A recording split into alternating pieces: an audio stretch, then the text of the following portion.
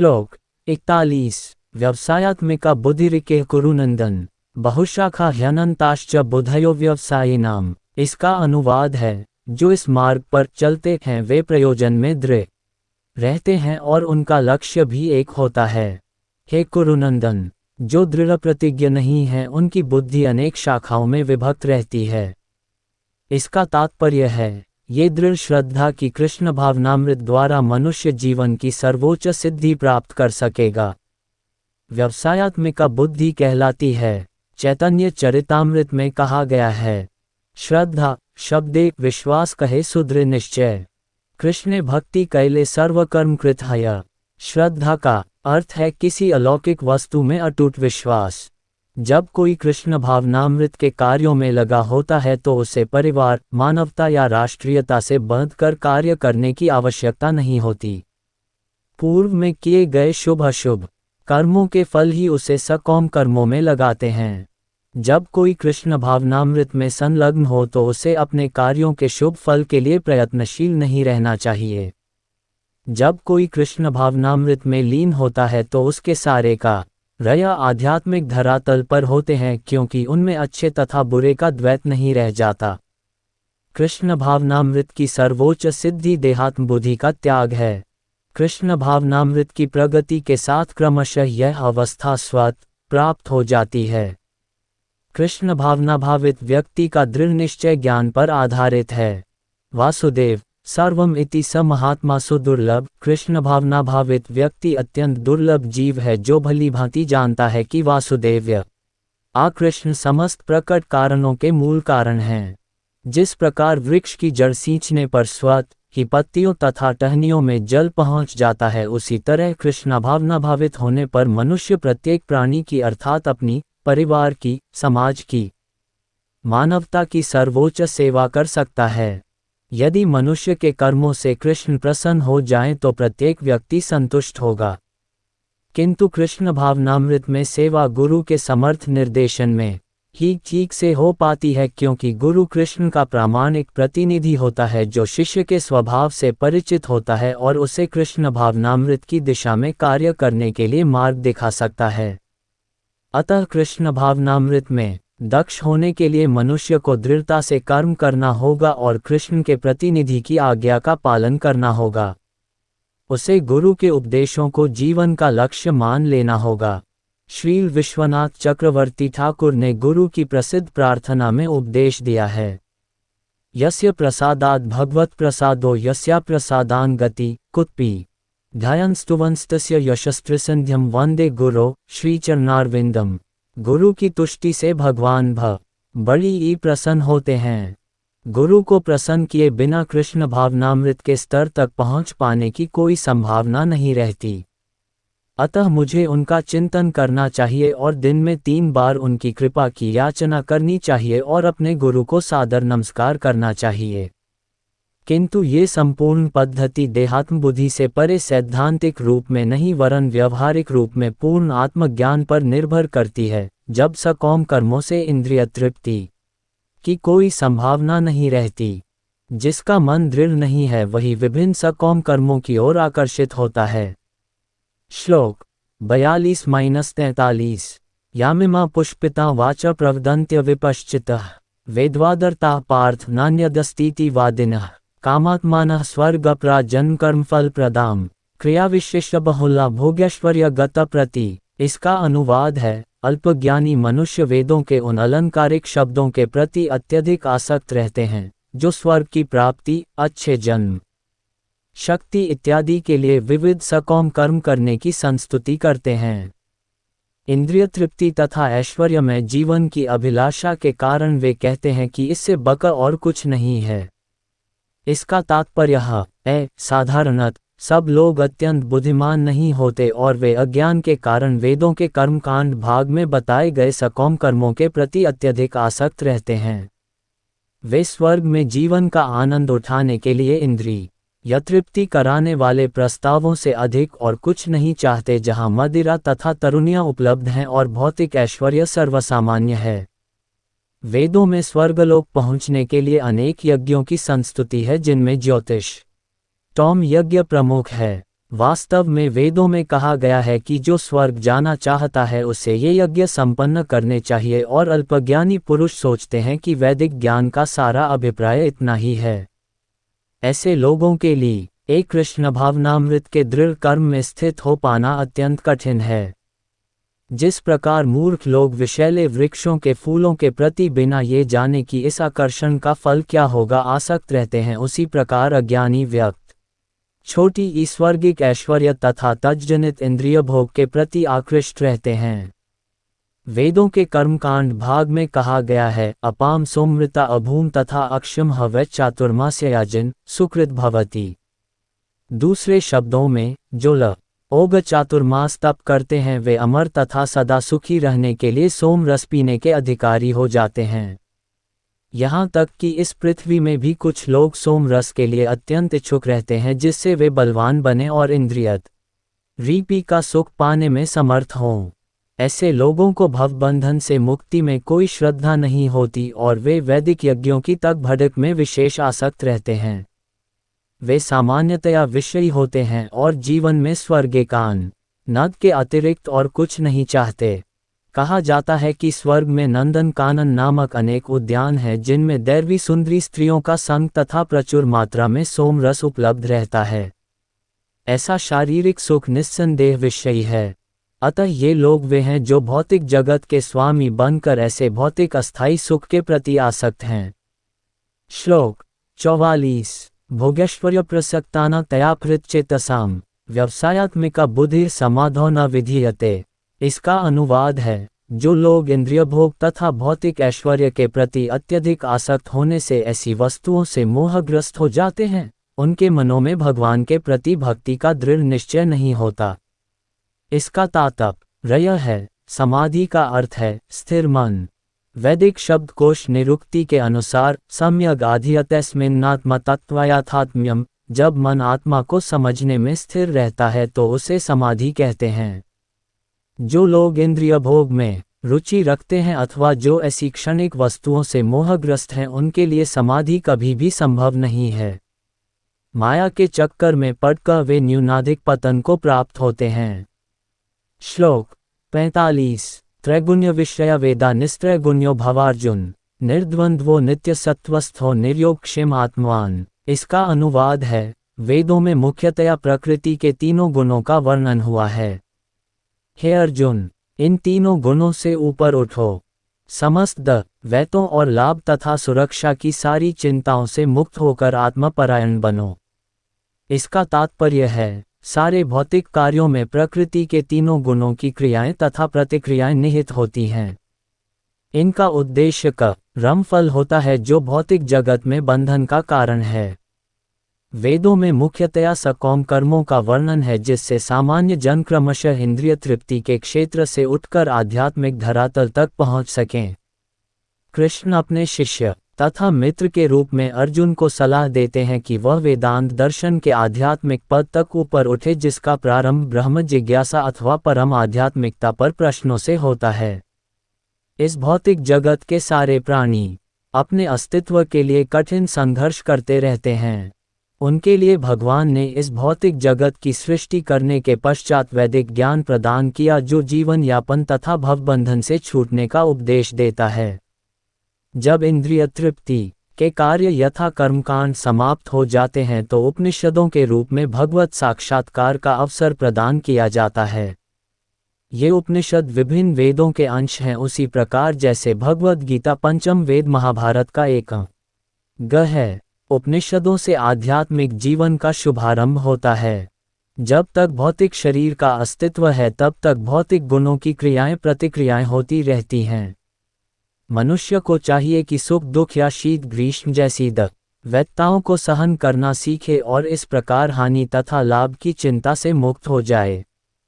जब मनुष्य कृष्ण की इच्छा पर पूर्णतया आश्रित रहता है तो ये दिव्य अवस्था प्राप्त होती है। श्लोक 46। यावान अर्थ उत्पाने सर्वतः संप्लुताउत्के तावान सर्वेषु वेदेषु ब्राह्मणस्य विजानतः। इसका अनुवाद है, एक छोटे से कूप का सारा कार्य एक विशाल जलाशय से तुरंत पूरा हो जाता है। इसी प्रकार वेदों के आंतरिक तात्पर्य जानने वाले को उनके सारे प्रयोजन सिद्ध हो जाते हैं।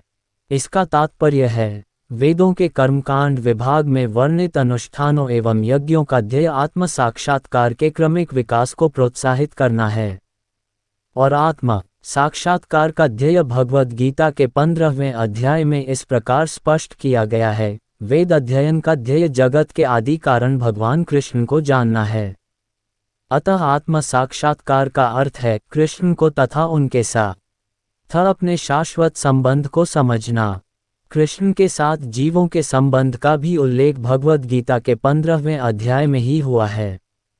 जीवात्माएं भगवान के अंश स्वरूप हैं, अतः प्रत्येक जीव द्वारा कृष्ण भावनामृत को आगृत करना वैदिक ज्ञान की सर्वोच्च पूर्णावस्था है।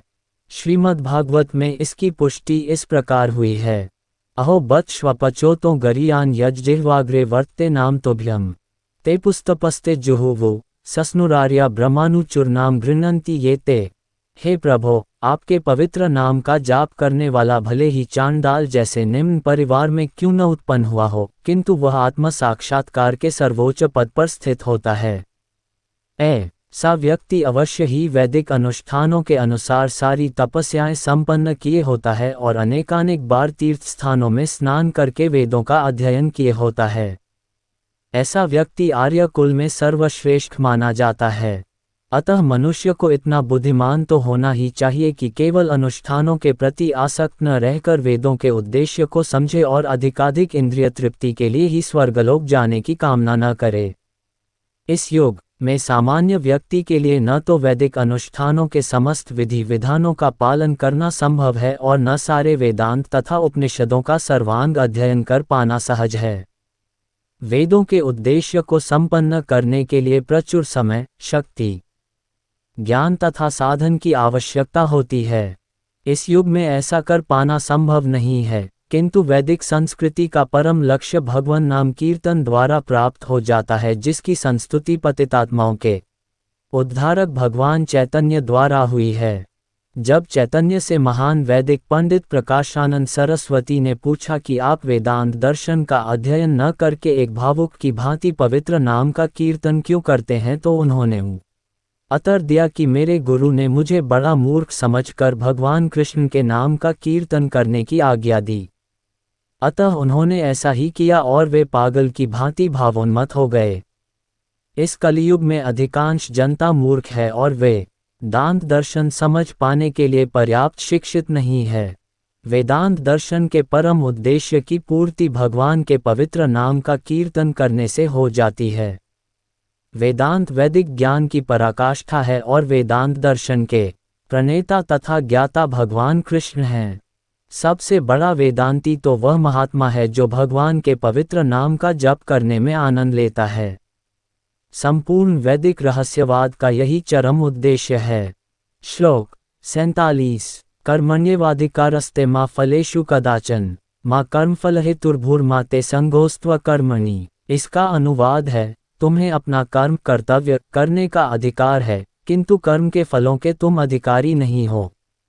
तुम न तो कब बड़ी ही अपने आप को अपने कर्मों के फलों का कारण मानो, न ही कर्म न करने में कभी आसक्त हो। इसका तात्पर्य है, यहाँ पर तीन विचारणीय बातें हैं, कर्म, स्वधर्म, विकर्म तथा अकर्म। कर्म, स्वधर्म वे कार्य हैं जिनका आदेश प्रकृति के गुणों के रूप में प्राप्त किया जाता है। अधिकारी की सम्मति के बिना किए गए कर्म विकर्म कहलाते हैं और अकर्म का अर्थ है अपने कर्मों को न करना। भगवान ने अर्जुन को उपदेश दिया कि वह निष्क्रिय न हो, अपितु फल के प्रति आसक्त हुए बिना अपना कर्म करे। कर्म फल के प्रति आसक्त रहने वाला भी कर्म का कारण है। इस तरह वह ऐसे कर्मफलों का भोक्ता होता है। जहाँ तक निर्धारित कर्मों का संबंध है वे तक बड़ी इन उपश्रेणियों के हो सकते हैं, यथा नित्य कर्म, आपातकालीन कर्म तथा इच्छित कर्म। नित्य कर्म फल की इच्छा बिना शास्त्रों के निर्देशानुसार सतोगुण में रहकर किए जाते हैं। फल युक्त कर्म बंधन के कारण बनते हैं, अतः ऐसे कर्म अशुभ हैं। हर व्यक्ति को अपने कर्म पर अधिकार है, किंतु उसे फल से अनासक्त होकर कर्म करना चाहिए। ऐसे निष्काम कर्म निस्संदेह मुक्ति पथ की ओर ले जाने वाले हैं। अतएव भगवान ने अर्जुन को फलासक्ति रहित होकर कर्म स्वधर्म के रूप में युद्ध करने की आज्ञा दी। उसका युद्ध विमुख होना आसक्ति का दूसरा पहलू है। ऐसी आसक्ति से कभी मुक्ति पथ की प्राप्ति नहीं हो पाती। आसक्ति चाहे स्वीकारात्मक हो या निषेधात्मक, वह बंधन का कारण है। अकर्म पापमय है, अतः कर्तव्य के रूप में युद्ध करना ही अर्जुन के लिए मुक्ति का एकमात्र कल्याणकारी मार्ग था। श्लोक 48 योगस्थः कुरु कर्माणि संगं त्यक्त्वा धनंजय सिद्ध्य सिद्ध्यो समो भूत्वा समत्वम योग उच्यते। इसका अनुवाद है, हे अर्जुन, जय अथवा पराजय की समस्त आसक्ति त्याग कर संभाव से अपना कर्म करो। ऐसी समता योग कहलाती है। इसका तात्पर्य है, कृष्ण अर्जुन से कहते हैं कि वह योग में स्थित होकर कर्म करे। और योग है क्या? योग का अर्थ है सदैव चंचल रहने वाली इंद्रियों को वश में रखते हुए परम तत्व में मन को एकाग्र करना। और परम तत्व कौन है? भगवान ही परमात्मा तब हैं। और चूंकि वे स्वयं अर्जुन को युद्ध करने के लिए कह रहे हैं, अतः अर्जुन को युद्ध के फल से कोई सरोकार नहीं है। जय या पराजय कृष्ण के लिए विचारणीय है। अर्जुन को तो बस श्री कृष्ण के निर्देशानुसार कर्म करना है। कृष्ण के निर्देश का पालन ही वास्तविक योग है और इसका अभ्यास कृष्ण भावनामृत नामक विधि द्वारा किया जाता है। एकमात्र कृष्ण भावनामृत के माध्यम से ही स्वामित्व भाव का परित्याग किया जा सकता है। इसके लिए उसे कृष्ण का दास या उनके दासों का दास बनना होता है। कृष्ण भावनामृत में कर्म करने की यही एक विधि है जिससे योग में स्थित होकर कर्म किया जा सकता है। अर्जुन क्षत्रिय है, अतः वह वर्णाश्रम धर्म का अनुयायी है। विष्णु पुराण में कहा गया है कि वर्णाश्रम धर्म का एकमात्र उद्देश्य विष्णु को प्रसन्न करना है। सांसारिक नियम है कि लोग पहले अपनी तुष्टि करते हैं, किंतु यहाँ तो अपने को तुष्ट न करके कृष्ण को तुष्ट करना है। अतः कृष्ण को तुष्ट किए बिना कोई वर्णाश्रम धर्म का पालन कर भी नहीं सकता। यहाँ पर परोक्ष रूप से अर्जुन को कृष्ण द्वारा बताई गई विधि के अनुसार कर्म करने का आदेश है। श्लोक 49 दूरेन ह्यवर कर्म बुद्धियोगा धनंजय बुधौ शरणमन विच कृपणा फलहेत्वा। इसका अनुवाद है, हे धनंजय, भक्ति के द्वारा समस्त गर्हित कर्मों से दूर रहो और उसी भाव से भगवान की शरण ग्रहण करो।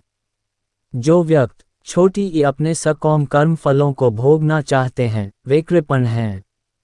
इसका तात्पर्य है, जो व्यक्ति भगवान के दास रूप में अपने स्वरूप को समझ लेता है, वह कृष्ण भावनामृत में स्थित रहने के अतिरिक्त सारे कर्मों को छोड़ देता है। जीव के लिए ऐसी भक्ति कर्म का सही मार्ग है। केवल कृपण ही अपने सकौम कर्मों का फल भोगना चाहते हैं, किंतु इससे वे भवबंधन में और अधिक फंसते जाते हैं। कृष्ण भावनामृत के अतिरिक्त जितने भी कर्म संपन्न न किए जाते हैं वे गर्हित हैं, क्योंकि इससे कर्ता जन्म मृत्यु के चक्र में लगातार फंसा रहता है। अतः कभी इसकी आकांक्षा नहीं करनी चाहिए कि मैं कर्म का कारण बनूं। कृष्ण भावनामृत में हर कार्य कृष्ण की तुष्ट छोटी ई के लिए किया जाना चाहिए। कृपणों को ये ज्ञात नहीं है कि दैववश या कठोर श्रम से अर्जित संपत्ति का किस तरह सदुपयोग करें। मनुष्य को अपनी सारी शक्ति कृष्ण भावनामृत अर्जित करने में लगानी चाहिए। इससे उसका जीवन सफल हो सकेगा। कृपणों की भांति अभागे व्यक्ति अपनी मानवी शक्ति को भगवान की सेवा में नहीं लगाते। श्लोक 50 बुद्धियुक्तो जहाति उभे सुकृता दुष्कृते तस्माद्योगाय युज्यस्व योगः कर्मसु कौशलम। इसका अनुवाद है, भक्ति में संलग्न मनुष्य इस जीवन में ही अच्छे तथा बुरे कार्यों से अपने को मुक्त कर लेता है। अतः योग के लिए प्रयत्न करो, क्योंकि सारा कार्य कौशल यही है। इसका तात्पर्य है, जीवात्मा अनादि काल से अपने अच्छे तथा बुरे कर्म के फलों को संचित करता रहा है। फलत वह निरंतर अपने स्वरूप से अनभिज्ञ बना रहा है। इस अज्ञान को भगवद गीता के उपदेश से दूर किया जा सकता है। ये हमें पूर्ण रूप में भगवान श्री कृष्ण की शरण में जाने तथा जन्म जन्मांतर कर्मफल की श्रृंखला का शिकार बनने से मुक्त होने का उपदेश देती है। अतः अर्जुन को कृष्ण भावनामृत में कार्य करने के लिए कहा गया है, क्योंकि कर्मफल के शुद्ध होने की यही प्रक्रिया है।